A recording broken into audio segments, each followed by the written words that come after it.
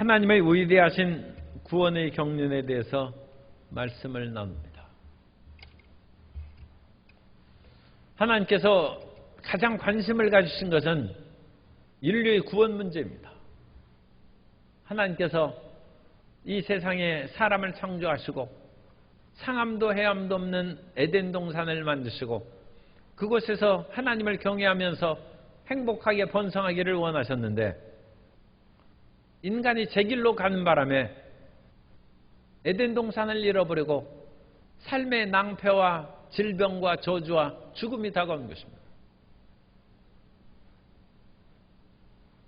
다른 존재가 아니라 하나님께서 직접 창조하신 사람이기 때문에 얼마나 관심과 애정을 갖고 계시겠습니까? 사람이 자기가 낳은 자식을 사랑하지 않는 사람이 어디 있고 자기가 만든 그 모든 물건과 그것을 가치 있고 존귀하게 생각하지 않는 사람이 어디 있습니까? 옛날 어머니들은 음식을 만들면 그것은 자녀들이 먹어보면 분명히 맛이 없는데도 불구하고 이것이 맛있지 않느냐 해서 당신이 만드셨기 때문에 그걸 끝까지 다 남김없이 다 드시는 것을 봅니다. 사람도 자기가 한 일에 대해서 애정과 깊은 관심을 가지는데 하나님께서 인간에 대한 그런 관심은 원래의 그 상황을 회복하는 것이고 그것이 구원받는 것입니다. 그러므로 우리 성도님들은 구원받는 것이 하나님의 뜻입니다. 따라서 내가 구원받는 것은 하나님의 뜻입니다. 치료받는 것은 하나님의 뜻입니다. 잘 되는 것은 하나님의 뜻입니다. 하나님이 원래 그렇게 창조하시고 우리를 그렇게 인도하시는 것입니다. 그런데 인간이 각각 제 길로 갔기 때문에 하나님께서 구원의 섭리를 이끌어 주시기 위해서 아브라함을 택하여 믿음의 길로 나아갈 수 있도록 이끌어 주셨는데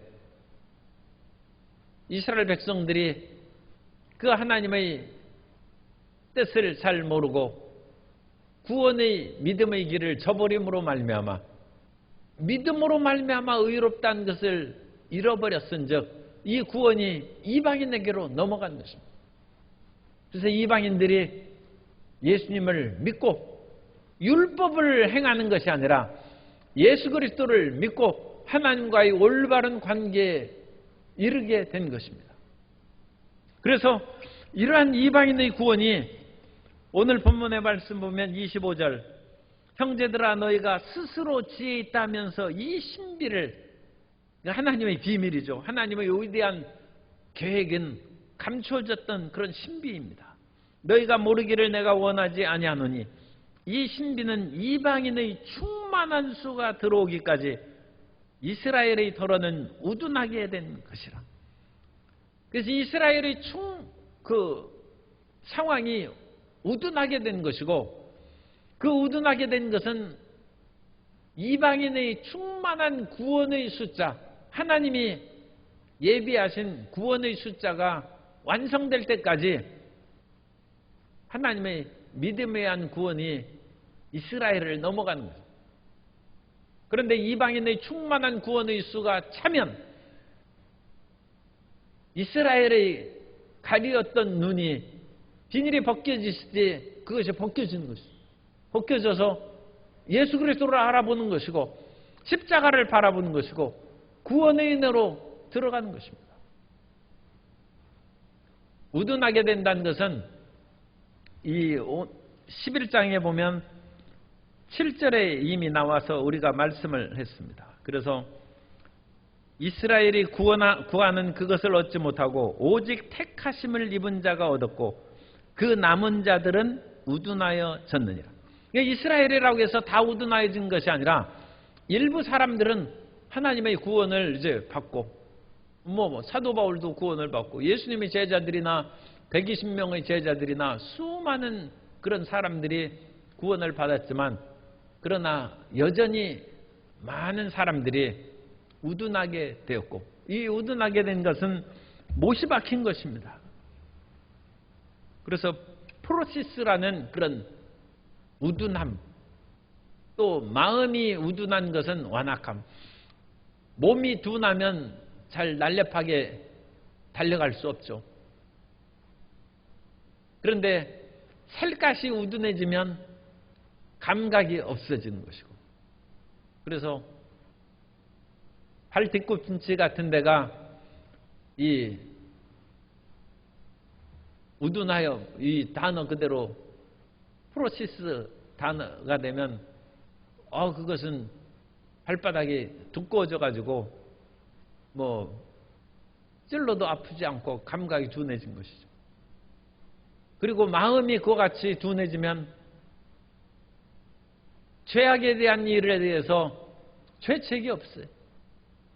자기가 짓는 죄에 대해서 애통해하거나 슬퍼하거나 죄를 짓지 말아야지 하는 그런 감각이 없어져요. 그런데 이 죄에 대한 감각만 없어지는 것이 아니라 선에 대한 감각이 없어져요. 우리가 착한 일을 하면, 선행을 하면 기쁘죠. 어버이날 그 큰 선물은 못해드려도 꽃 한 송이라도 갖다 드리고 가슴에 꽂아드리면 부모님이 기뻐하신 것을 보고 마음에 감격을 느낀다. 그 마음이 살아있는 것이죠. 선을 향하고 사랑에 대한 마음이 살아있는 것입니다. 그런데 그런 거에 대해서도 아무런 감각이 없다는 것은 마음이 못이 박힌 거예요. 마음이 우둔해진 것입니다. 그래서 죄에 대해서도, 슬픔에 대해서도, 기쁨에 대해서도, 선에 대해서도 마음이 둔해진 것입니다. 경북의 현풍곽씨의 효부연려 12전각을, 이제 집을 세워준 그 효부연려 12전각이 있는데, 그 효부연려 그 현풍곽씨의 그런 연려 가운데 한 사람이 나라 임금으로 옛날 상을 받았는데, 그 상 받은 사람은 원래 그 상놈의 그런 자식이었다. 이 현풍곽씨가 양반이 그런 그 집안인데 가세가 기울어서 워낙 가난하니까 아무도 자기 아들한테 시집 오는 사람이 없어요. 그래서 할 수 없이 그냥 자기 아들 뭐 늙힐 수는 없으니까 가난 집의 그러니까 양반이 아닌 집의 딸을 며느리로 맞았어요. 그러니까 온 집안에서 일가 친척들이 우리 집안의 그런 것을 모독하는 행위라고 결혼을 반대하고, 자기들이 뭐 그렇게 했으면 논마직이라도 주고 좀 그 살림을 마련해 줬으면 그런 일을 안 할 거 아닙니까? 그런데 그렇게 돈은 한 푼도 안 주면서도 양반의 체면을 지키라고 그렇게 청하고, 그런데도 불구하고 결혼할 사람 없고, 그래서 그 며느리를 맞으니까 결혼식장에 하나도 안 왔어요. 그리고 그 며느리는 이제 거기에서 살아갔는데, 그 시아버지는 이제 나무하면서 사는 거예요. 나무하면서. 그래서 산에 가서 나무하는데, 이 시집온 지 얼마 되지도 않아서 이 새댁이 아버님 저도 나무하라. 아니 새댁이 산에 험나는 어찌 나무하라. 일반 양반집 딸 같으면 뭐 같이 가자고 해도 갈 엄두도 못 내겠죠. 그런데 이제 가난한 그런 천한 출신이기 때문에 그 뭐 머리에 수건을 딱 동이고 그 씩씩하게 가가지고 나무를 하고, 하루도 빠짐없이 시아버지를 따르면서 나무를 하고, 그러니까 이 동네에서 이제 며느리 잘하다고 소문이 나기 시작했어요. 그 가난한 집에 이제 오히려 둘이 일하고 그러니까 살림이 보탬이 되고 그러죠. 그래서 그 같은 일가에서 어느 날 잔칫날을 하는데 그 며느리도 초청을 하자고 그렇게 해서, 딴 때는 이제 상놈이라고 그 집안 사람들이 상종을 안 했는데 몇 년 지나서 이제 그렇게 효녀라고 해서 불렀어요. 그런데 불렀는데 거기 입고 갈 옷이 없어요. 그래 할 수 없이 그냥 깨끗한 옷, 누더기 옷을 잘 그렇게 깨끗이 빨아가지고 입고, 신발도 없어요. 그래서 시아버지가 만들어준 집신 식구 같더니 다 자기 일가 친척이죠. 이제는 손가락을 이게 어찌 이런 천한 사람이 왔느냐. 보니까 다 그냥 멋진 그런 비단 옷을 입고 가죽신을 신고 그 맵시를 뽐내면서 그 며느리들이나 젊은 세댁들이 다 왔는데 집신 신고 이게 누더기 옷을 입고 왔으네요. 그러면서 신발을 이제 대돌 위에 나란히 놓는데 이 며느리도 그 위에 집신을 딱 놓으니까 아니 집신을 왜 저 밑에다 놓든지 집신을 누가 가져간다고 거기에서 아무데나 놓으라고. 그러니까 이 며느리가 정색을 하면서 형님들이나 당신들 이제 자기 친척이니까 오늘은 돈 주고 산 가죽신이지만 내가 신고 온 집신은 시아버지가 짜준 집신이라. 이것만큼 귀한 신이 어디 있느냐고. 시아버지가 짜준 가죽신 있는 사람 손 들어보라고. 아니 손 들으라고는 안 했겠지만 어쨌든 아니 시아버지가 해준 거 어디 있느냐고. 그러니까 이 사람들이 입이 그냥 딱 말문이 막혔어. 그래가지고 그 섬도루에 그 집신이 딱 가운데 거기 딱. 그래서 음식을 먹는데 산의 진미가 나오는데 이 가난한 며느리는 정말 구경도 못하는. 그런데 거기에서 있는 같은 일가 친척 부잣집 그런 그 마님들 세댁들은 몇 숟갈 먹다가 맛없어 하면서 그냥 숟가락을 놓는데 이것은 정말 진귀한 천상의 음식이에요. 그런데 차마 그것을 먹을 수가 없어요. 그래서 그것을 좀 빈 그릇이나 뭐 달라고 해서 그것을 싸갔어. 왜 그러느냐? 시아버지 드려야 되겠다. 내가 이런 맛있는 음식, 진귀한 음식을 어찌 나 혼자만 먹느냐. 마음이 살아있는 마음. 선을 행하는 마음이 살아있고 부모를 공경하는 마음이 살아있고 정말로 돈으로 가죽신을 산 것이 아니라 정성을 기울여 집신을 만든 그 마음의 정성을 생각하는 마음이 살아요. 이것이 마음이 굳지 않은 것입니다. 오늘날 우리는 세상의 물질이나 여러 가지 화려한 것으로 인하여 선함과 진실로 정성과 사랑을 하는 그 마음이 많이 굳어져 있어요. 모든 것을 그런 것을 평가하는 것이 아니라 단순히 이게 100만 원짜리냐 1000만 원짜리냐 그것밖에 생각을 못해. 그러면 그것은 사람의 정성이 들어갈 자리가 없는 것이죠. 마음이 굳어 있어요. 돈으로 우리는 색칠되어 있어요. 세상의 모든 화려한 것으로 우리 마음이 완악하게 된 거예요.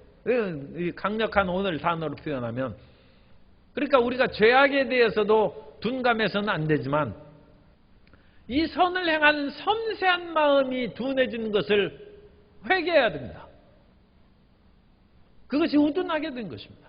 하나님을 향한 선한 마음을 우리가 항상 감격하고 작은 거에도 감사하는 그 마음이 굳어져 있으면 그건 우리가 하나님에 대해서 올바르게 감사하지 못하는 것입니다.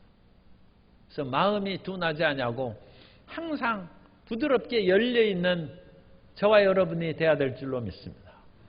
그래서 작은 것이라도 부모님이 해주시건 또 자녀가 해주는 그런 거에 대해서 돈의 가치나 외부적인 어떤 것으로 인하여 평가하는 것이 아니라 그 섬세한 마음을 느끼고 그 사랑 안에서 살아가는 크리스찬이 되어야 될 줄로 믿습니다. 그래서 그 마음이 부드럽고 살아 움직이는 그런 사람이 되면 그것이 이 험악한 물질주의 그런 사회 속에 맑은 샘물을 맑은 물줄기를 흐리는 크리스찬의 그게 사회적 기여입니다. 크리스찬들이 꼭 돈 많이 벌어가지고 이 사회에 기여하는 것이 아니라 인간을 인간답게 돌처럼 물질로 굳은 마음이 아니라 그 살아있는 섬세한 마음을 보이는 것이 이 사회를 정화하는 것입니다. 사회를 정화하는 것이고 이 사회를 깨끗하게 하는 것이고 그런 마음을 갖는 것에 대해서 긍지와 자부심을 갖는 우리 크리스찬 되시기를 바랍니다. 그런데 이스라엘 백성들은 어쨌든 하나님의 그런 사랑 그런 것을 둔감하게 하고 마음이 우둔하여졌어요. 우둔하여져서 로마서 11장 8절처럼 기록된 바 하나님이 오늘까지 그들에게 혼미한 심령과 보지 못할 눈과 듣지 못할 귀를 주셨다 함과 같으니라. 그래서 상한 갈대를 꺾지 아니하시고 꺼져가는 심지를 끄지 아니하시는 그런 하나님의 섬세한 것을 보는 눈이 막혔어요. 그리고 그런 여린 신음소리를 듣는 그런 귀가 둔하여져서 듣지 못해. 우리는 큰 소리를 치고 그야말로 작은 소리로 얘기하면 들은 척도 하지도 않아. 큰 소리로 강압적으로 얘기할 때만 어떤 것을 듣는다는 것은 우리가 듣지 못하는 귀가 돼가는 거예요. 우리 귀가 둔해진 거예요. 그래서 우리는 우리의 눈이 보다 더 섬세하고 우리의 귀가 여린 음성을 들을 수 있도록 귀가 밝아지는 은총을 입게 되시기를 바랍니다. 그런데 이 마음이 우둔해지면 귀도 둔해지고 눈도 둔해지고 더 나아가서 우리 마음이 굳어져서 더 극심한 상태가 이제는 둔감하게 되고 양심이 화인마된 것처럼 그렇게 되는 것입니다. 그래서 어쨌든 이스라엘 백성들은 이런 모든 그런 하나님의 역사에 대해서 깨닫지 못하고 둔하여져 있다가 이방인의 충만한 수가 들어오기까지 둔하여진다.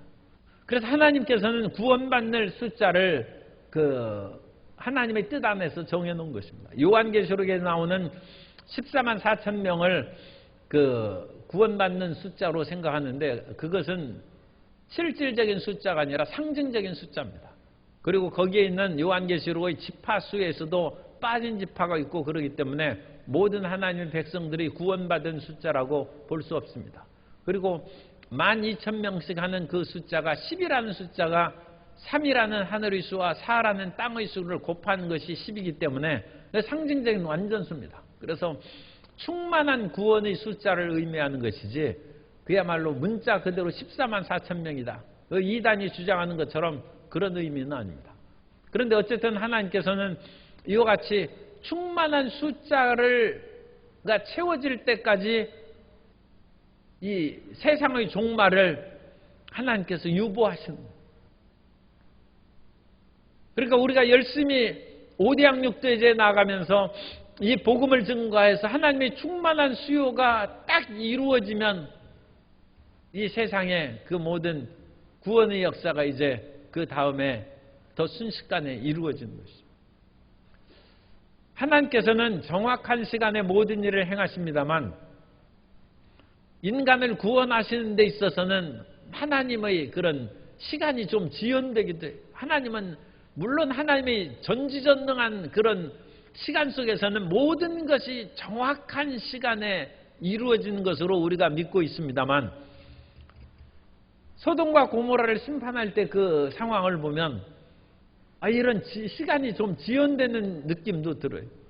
왜냐하면 하나님께서 소돔과 고모라를 이제 멸망시키러 작정했을 때 이 롯과 그 가족들을 구원하는데 이 롯과 가족들이 소돔과 고모라에서 빨리 안 나가요.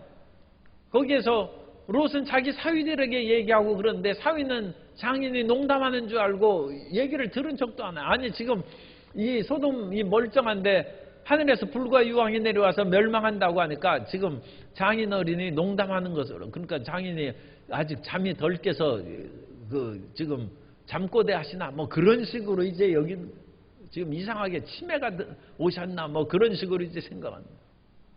그래서 미적거리고 있는데 하나님의 심판은 너희가 늦장 부르면 내가 곧바로 너희 무시하고 심판한다. 그런 것이 아닙니다. 창세기 19장 16절에 보면 그러나 롯이 집채함에 시간이 지체하는 거예요. 하나님이 정한 그런 시간에 지금 자꾸 시간이 지연되는 것입니다. 그 사람들이, 이건 천사들이죠. 롯의 손과 그 아내의 손과 두 딸의 손을 잡아 인도하여, 어찌나 시간이 자꾸 끄는지 이제 손을 잡아서 아예 이끌었어요. 성 밖에 두니 야훼께서 그에게 자비를 더하심이었더라. 하나님은 자비하신 분입니다. 그리고 20절 이하에 보면 이 롯이 요구하는 것도 또 많아요. 도망가다가 하나님 심판하시면 내 죽을지 모르니까 저 가까운 성읍에 갈 때까지 좀 연장시켜 달라는 거예요. 보소서 저 성읍은 도망하기에 가깝고 작기도 하오니 나를 그곳으로 도망하게 하소서. 이는 작은 성읍이 아니니까 내 생명이 보존되리이다. 그가 그에게 이르되 내가 이 일에도 내 소원을 들었은즉 내가 말하는 그 성읍을 멸하지 아니하리니 그리로 속히 도망하라. 내가 거기 이르기까지는 내가 아무 일도 행할 수 없노라 하였더라. 그러므로 그 성읍 이름을 소알이라 불렀더라.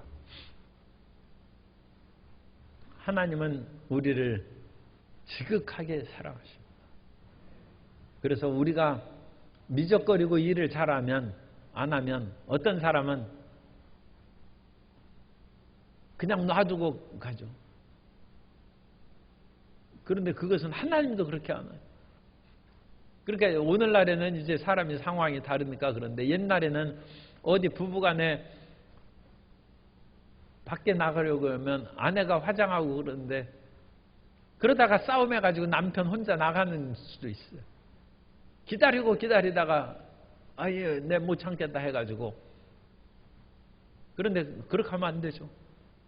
아니 롯의 그런 것도 그러면 아내의 손을 잡아 끌어가지고 같이 나가야지. 나가서 그 마음에 끝까지 그와 같은 하나님의 자비하심을 우리의 가정 가운데 우리의 이웃 가운데 그 따뜻한 마음을 가지면 우리가 싸우지 아니하고 항상 화목하게 가정과 사회에서 살아가게 될 줄로 믿습니다. 그것이 하나님의 성품이에요. 하나님의 자비하심으로 우리가 살아가면 문제가 없다는 것입니다. 그래서 하나님께서는 롯의 가족도 끝까지 하나님께서 아브라함하고 약속하셨어요.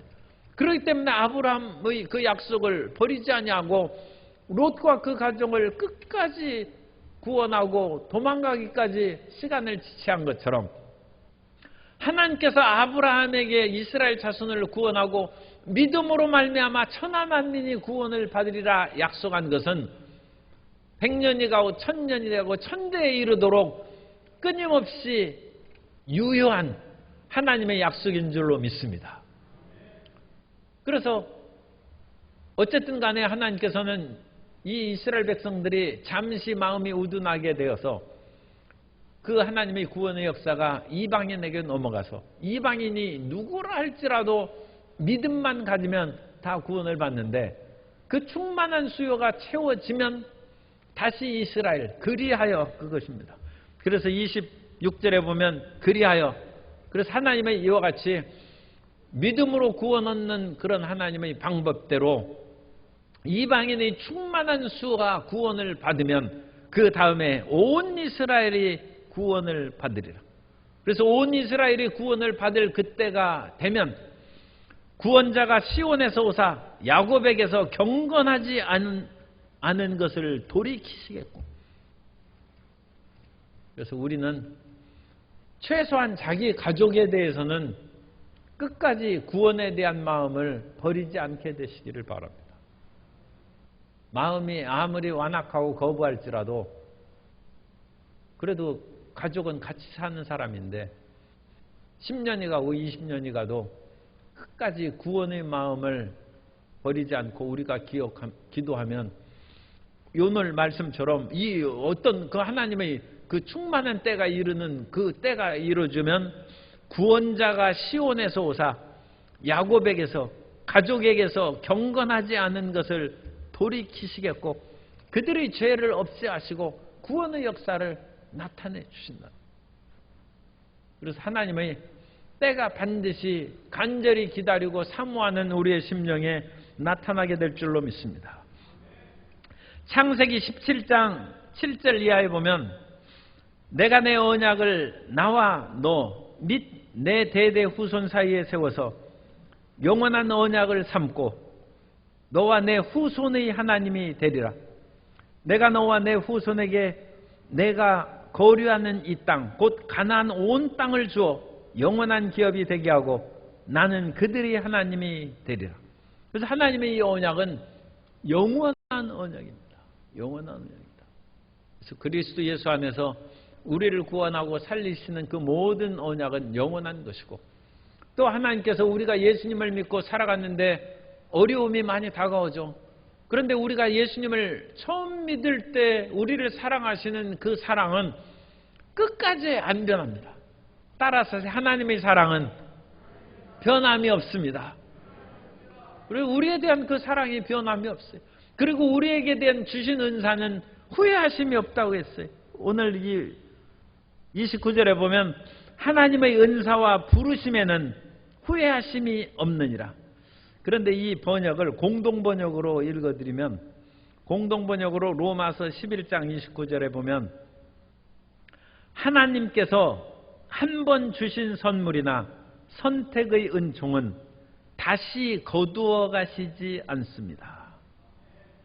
하나님이 한 번 주신 것은 다시 안 가득 가죠. 그러니까 방언의 은사가 한 번 주셨는데 없어지고 그러지 않습니다. 안 없어집니다. 없어지는 경우에 대해서도 가끔 들은 것은 있으시겠습니다만, 그것은 완전 원래 버림받은 그런 것이고, 예수님 믿는 사람한테는 결코 하나님의 이 은사와 우리 부르심에는 후회하심이 없고, 그 모든 것을 사람은 취소를 자주 하죠. 그런데 하나님은 취소하지 않습니다. 내가 실수했으니까 이전에 주었던 모든 사랑은 내가 거두어가고 다시 너에게 주지 않는다. 그런 것은 없습니다. 하나님의 사랑은 영원하고 우리에 대한 하나님의 구원의 부르심은 영원한 것입니다. 그러므로 어떤 일에도 흔들리지 아니하고 견고하게 서서 끝까지 하나님을 믿고 기도하면 반드시 기도가 응답되고 하나님의 영광의 역사가 성도 여러분의 모든 삶 가운데 임하게 될 줄로 믿습니다. 그건 우리에게 적용될 뿐만 아니라 이스라엘 백성들에게 적용된다는 것입니다. 아브라함에게 약속하신 너와 내 후손 사이에 영원한 언약을 맺었으니까 잠시 이스라엘 백성들이 둔하게 했을지라도, 그것이 100년, 1000년이 지났을지라도 하나님의 사랑은 여전히 이스라엘에 대해서 변함이 없어요. 여전히 남아있고, 이스라엘 백성들이 다시 이방인이 믿음으로 말미암아 구원을 얻은 것처럼 이스라엘 백성도 믿음의 길로 오기만 하면 하나님께서 구원해 주신 것이고, 그것은 가지가 원가지에서 꺾여져 나갔을지라도, 아니 돌감람나무도 참감나무에 접붙임을 당하는데 꺾여진 가지도 다시 도로 접붙임을 받을 수 있다는 것입니다. 그것은 하나님의 언약의 영원성, 하나님의 사랑의 영원성, 하나님의 은사와 부르심에는 후회하심이 없는 변함없는 속성이 우리 모든 사람들에게 적용되는 것입니다. 그러므로 흔들리지 말고 견고하게 주님을 섬기고 주님의 길을 담대히 걸어나가는 우리 성도님이 되어야 될 줄로 믿습니다.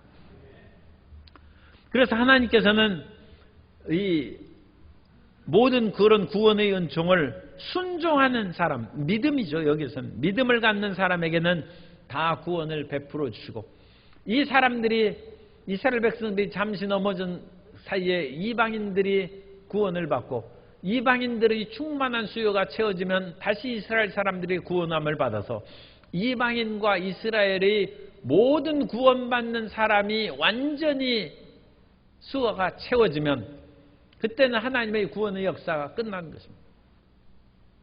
성경은 분명히 구원받지 못할 사람이 있다는 것을 가르쳐주고 있습니다. 그러므로 그것은 우리가 이제 알 수 없죠. 하나님께서는 모든 사람에게 십자가의 은혜를 그야말로 값없이 주셨지만 믿음의 예복을 입지 않으면 그 사람은 하나님의 택하신 백성이 아니라는 것을 이제 가르쳐주고 있습니다. 왕의 비유에서 혼인잔치가 있는데 처음에 초대한 사람들이 하나도 안 왔어요. 왜 안 왔습니까? 물으니까 나는 밭을 사고 소를 사고 나는 장가 들어가지고 바빠서 못 온다. 이 세상에 우리가 여러 가지 일들로 바빠서 하나님의 초대에 거절할 수가 있는 것이죠. 그래서 하나님이 그 왕이 화가 났어. 그래서 골목마다 길마다 아무나 다 데려오라. 그래서 우리도 전도할 때 꼭 믿을 만한 사람만 데려오는 것이 아니라 그냥 다 모시고 오는 것도 그 의미가 있는 거예요. 다 모시고 오는. 그리고 그 분들이 온 후에는 믿음을 가져야 돼요.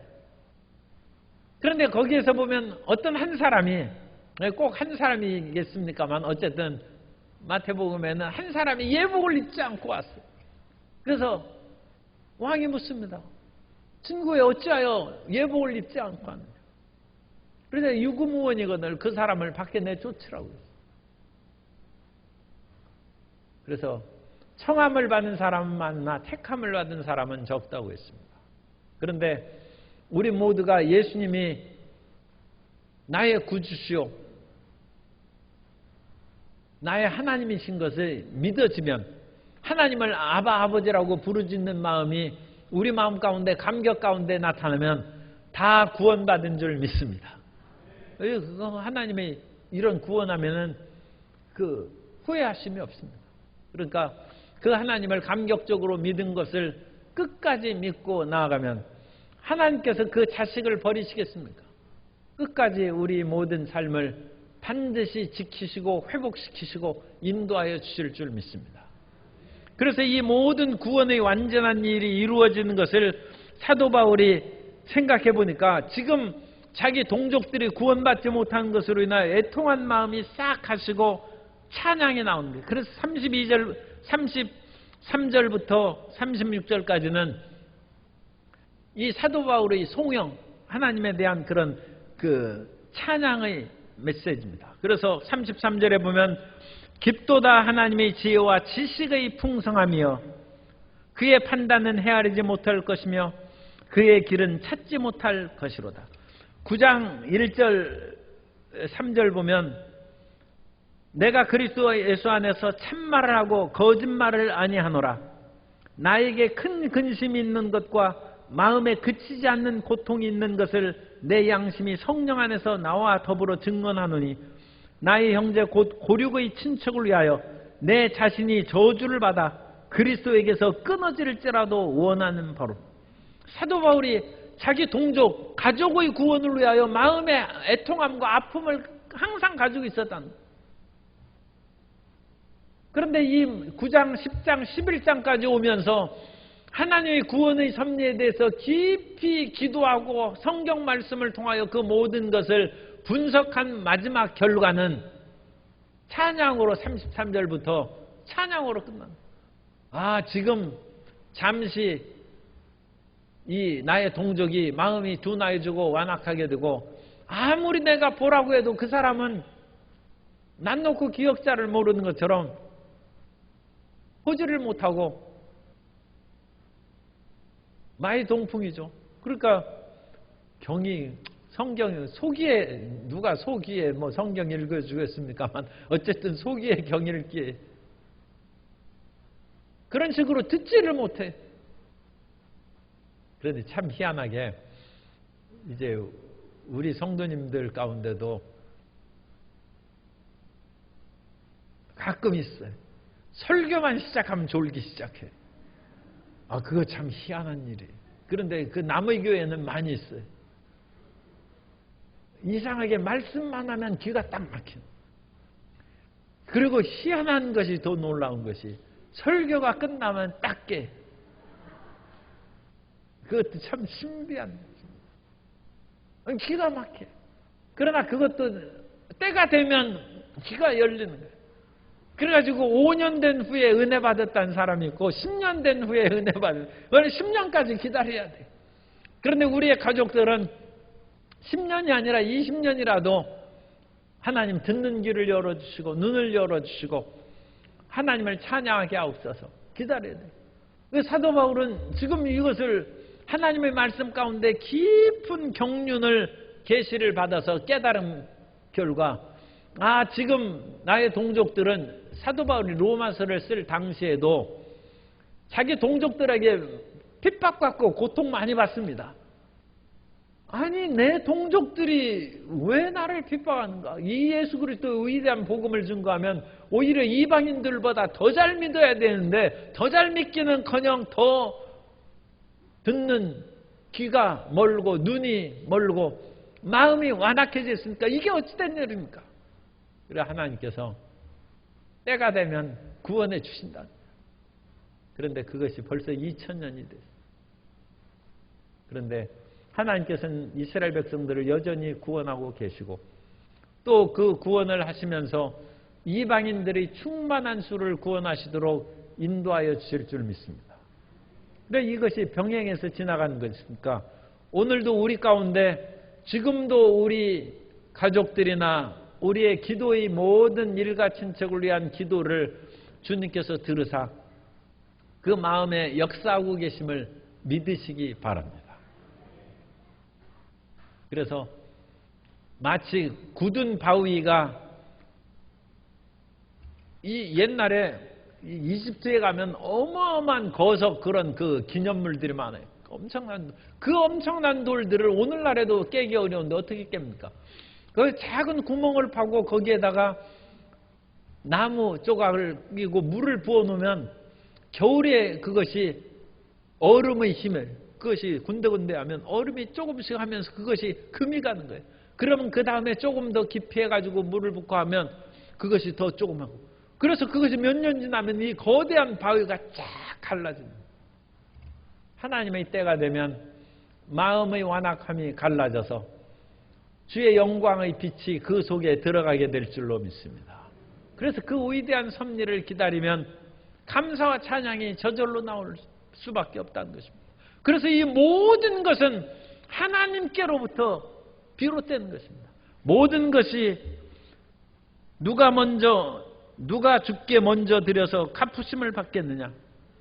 누가 주의 마음을 알았느냐? 누가 그의 모사가 되었느냐? 이 모든 것들이 하나님께서 역사하시고 하나님께서 주시는 은혜 가운데 이루어지는 것인즉 끝까지 하나님을 믿고 견디고 나아가면 하나님의 역사가 우리의 심령에도 나타나서 우리도 반드시 은혜 받을 것이고 우리의 가족도 은혜 받을 것이고 이 나라와 민족에도 소망이 있을 것이고 세계 모든 만민들에게 구원의 충만한 수가 다 이루어지는 하나님의 뜻이 이루어질 줄로 믿습니다. 그래서 그 날을 기대하고 소망하면서 전진한 우리 모든 성도님들 다 되시기를 예수님 이름으로 축원합니다.